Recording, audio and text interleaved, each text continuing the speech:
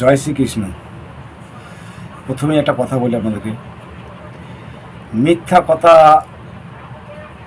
বলতে বলতে মিথ্যা কথা বলাটা আমাদের একটা রাজ্যে শিল্পে পরিণত হয়েছে। দেখুন, আমাদের রাজ্যে অন্য কোনো শিল্প থাকুক বা না থাকুক, এই শিল্পটা কিন্তু লাফিয়ে লাফিয়ে বাড়ছে এবং তার ফলে আমরা যেটা দেখতে পাচ্ছি, আমাদের রাজ্যের সত্যিটা সামনে আসার আগে মিথ্যাটা লাফিয়ে লাফিয়ে সামনে চলে আসছে।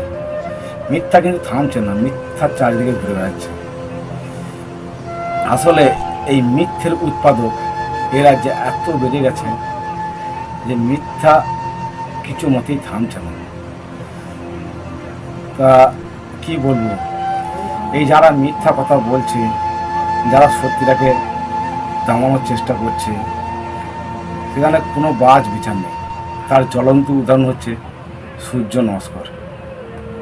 হ্যাঁ, তিনি এত মিথ্যা অপপ্রচার করছেন, কি বলবো, একটা অদ্ভুত কিমাকার জীব, তাই না? কথা তিনি একটি আসরে বলছেন, তোমরা মাসারি হইও না, শাকাহারি হও। আবার একটি আসরে বলেন ভগবান শ্রীকৃষ্ণ মাসাহারি। ভগবান শ্রীকৃষ্ণ যখন পূর্বজদের শ্রাদ্ধ করেছিলেন, তখন তিনি নাকি শুক্রাদি হরিণের মাংস ভোগ নিবেদন করেছিলেন।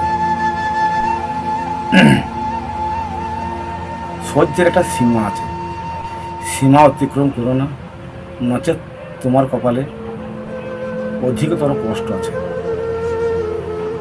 আমি আমার সনাতনী ভাই বোন ও গুরুজনকে বলছি, তোমরা জাগ্রত হও।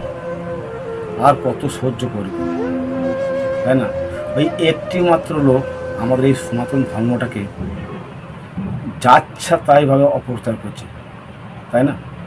আমাদের এই ভারতবর্ষে আর তো বিভিন্ন ধর্মের মানুষ বাস করেন, ওই তাদের ধর্মতে এরকম অপপ্রচার নেই। শুধু আমাদের এই সনাতন ধর্মে কেন, তাই না? শুদ্ধ আমাদের এই সনাতন ধর্মটাকে নিয়ে কিছু মুষ্টিমেয় লোকের জন্য একটি মাত্র লোক অপপ্রচার করে চলেছে, কিছুতেই থামছে না। তাই সবাইকে বলছি, সকলকে অনুরোধ করে বলছি, একটু জাগ্রত হন, একটু জাগ্রত হয়ে ওকে থামানোর চেষ্টা করুন, তাই না? নাহলে আমাদের ধর্ম কিন্তু সংকটে পড়ে যাবে। আর কিছু বললাম না, প্লিজ ভিডিওটাকেও ক্লিক করে যাবেন না, দেখবেন। জয় শ্রীকৃষ্ণ।